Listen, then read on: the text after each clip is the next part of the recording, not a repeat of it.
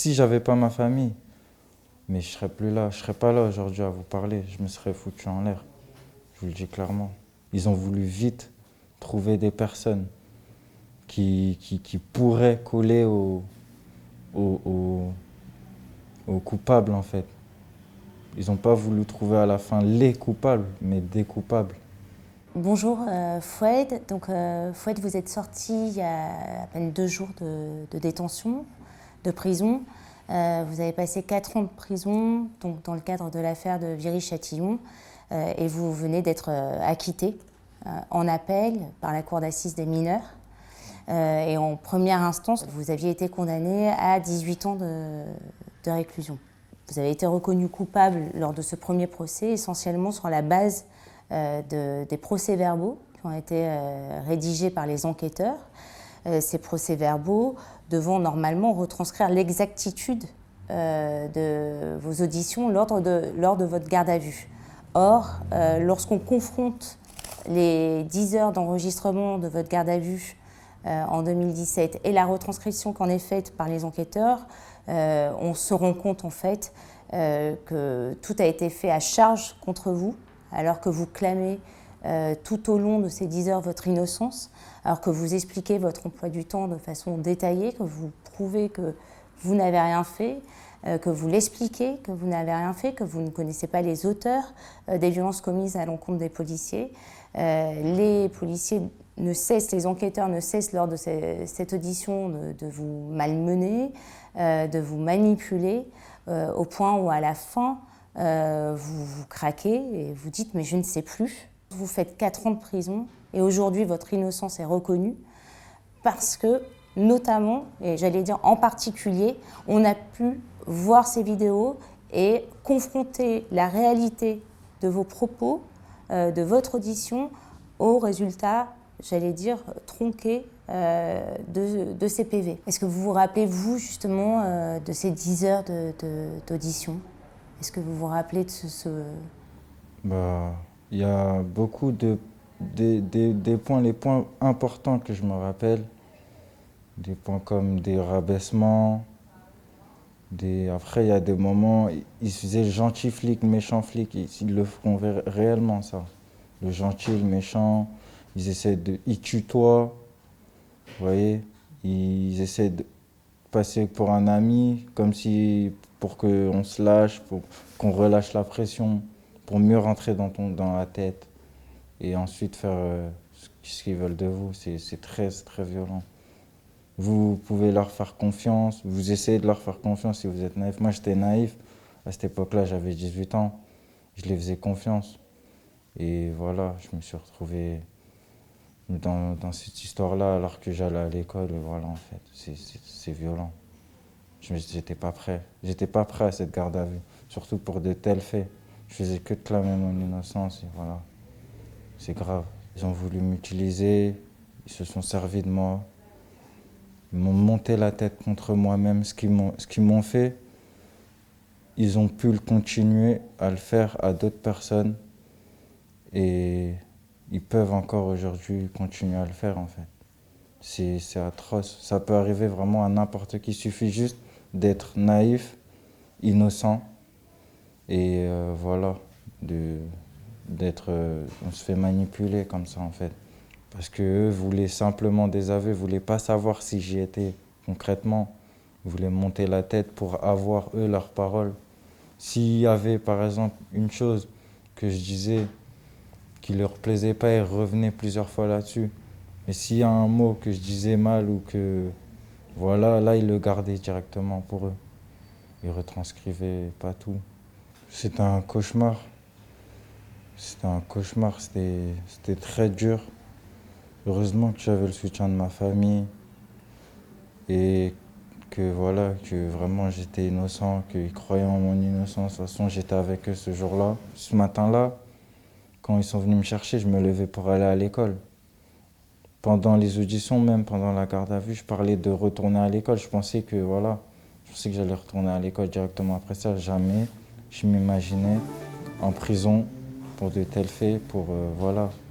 Surtout que je les ai pas commis. C'est atroce. C'est atroce. C'est atroce. Et à quel moment, Fouad, vous vous apercevez que les policiers, les enquêteurs ont tronqué, ont enlevé énormément d'éléments de cette garde à vue, de vos auditions? J'arrive devant la juge d'instruction et qu'elle me fait part que, comme quoi j'aurais admis peut-être ou que j'aurais oublié avoir pu participer à ce genre de fait. C'est quand j'arrive devant la juge d'instruction.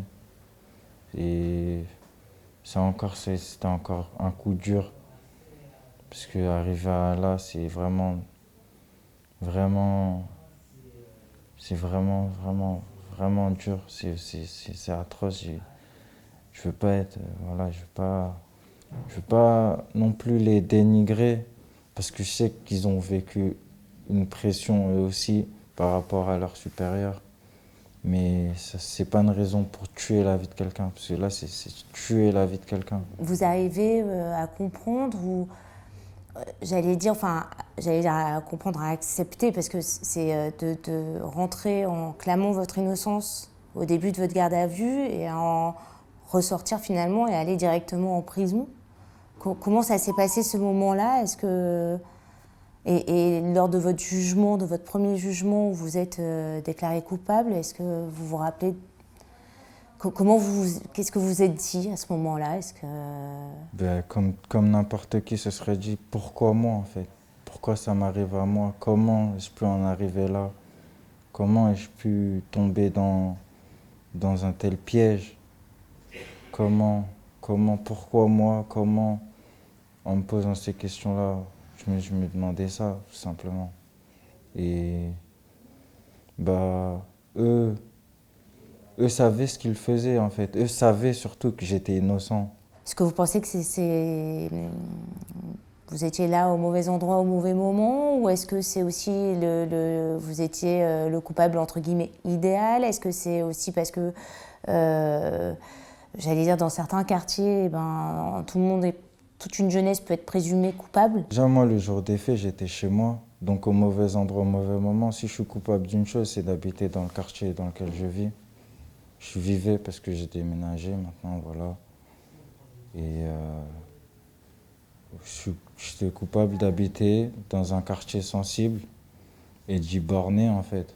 Donc, du coup, ils ont joué sur ça pour me monter la tête et arriver à leur fin. Le seul fait que je sois coupable dans cette histoire, c'est d'habiter à Grigny-la-Grande-Borne. C'est très dur, c'est très dur. J'ai pas des mots assez forts pour exprimer ce que je ressens quand j'entends tout ça. Après, c'est très dur, c'est atroce. C'est atroce. On dit que les gens qui ont fait ça, ils étaient tous en noir, tous visage dissimulé, mais on réussit quand même à dire qu'il y en a, ils avaient la couleur noire de peau ou d'origine méditerranéenne. Tout ça, c'est trop, c'est un plus, un surplus. C'est trop grave. Faut pas faire ça, faudrait pas, faudrait que ça s'arrête. C'est trop, c'est limite scandaleux, voilà. J'ai pas les mots assez forts je pense pas avoir les mots assez forts pour décrire la chose. Pour mettre des gens dans de telles situations, c'est que on se fiche de sa vie, c'est que vraiment on marche dessus, on est prêt à marcher sur les gens pour satisfaire l'opinion publique ou je ne sais quoi. C'est grave, c'est terrible. C'est vraiment terrible. Et ces gens-là, ils ont une facilité avec les médias d'y accéder facilement, alors que dans les cités, les gens ne sont pas forcément écoutés. Et vous, qu'est-ce que vous ressentez quand du coup vous entendez que c'est certains policiers dire c'est gravissime que ces personnes soient sorties de prison? Enfin, quel effet ça vous fait? Qu'est-ce que vous vous dites? Ça, c'est choquant, ça reste choquant. Donc, ils acceptent le fait que des gens innocents restent en prison. Pour eux, leur intime conviction, pour eux, le mot accusé, c'est relié à coupable. Mais non, c'est pas vrai, en fait. Faut pas faire cette corrélation-là comme ça, en fait. C'est pas comme ça. Quelles conséquences ça a eu pour vous? Parce que vous rentrez à l'âge de 18 ans en prison. Vous alliez passer votre bac, c'est ça? J'étais scolarisé dans un très bon lycée même. Je prenais mes études au sérieux. J'ai pas toujours été sérieux. J'ai eu ma petite crise d'adolescence. Mais à ce moment-là, je me reprenais quand même en main. Je voulais faire bonne impression à mes parents et le faire pour mes parents, surtout pour ma vie. J'avais ma copine que j'ai encore aujourd'hui. Je commençais vraiment à me prendre en main. Et voilà, ils m'ont détruit quand même. Ça m'a détruit, cette histoire-là m'a détruit. C'est l'histoire de ma vie maintenant. C'est dur, c'est très dur. Je suis plus le même. Entre moi avant et aujourd'hui, depuis cette histoire, je suis plus le même. Maintenant, ma famille, eux-mêmes trouvent que voilà, j'ai changé. Je peux avoir certains tics.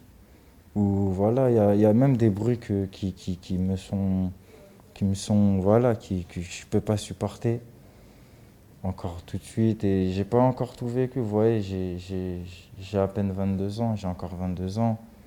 Je suis en phase de reconstruction là. C'est très dur. Franchement, c'est très dur. Aujourd'hui, je reste au maximum chez moi. J'essaie d'éviter le contrôle ou quoi. J'en ai peur. Là, rien que d'y penser, là, voilà, en fait. J'ai peur, j'ai très peur de leur réaction, si je les vois, si je les croise ou quoi. Je sors pas. Limite, là, j'ai peur de me faire contrôler, de croiser des policiers, de voilà. Je pense à partir d'ici, à partir de la France. Je suis traumatisé par la France. Pas seulement par l'histoire, par la France. Je pense sincèrement à partir de la France. Cette histoire-là, elle a détruit ma famille. Ma famille pense à déménager, à... Voilà, c'est atroce. Ça n'a pas détruit que moi à la fin, ça a détruit tout un entourage, toute une famille. Voilà, j'en ai encore. J'ai des émotions. Ah, désolé. Je vous en prie.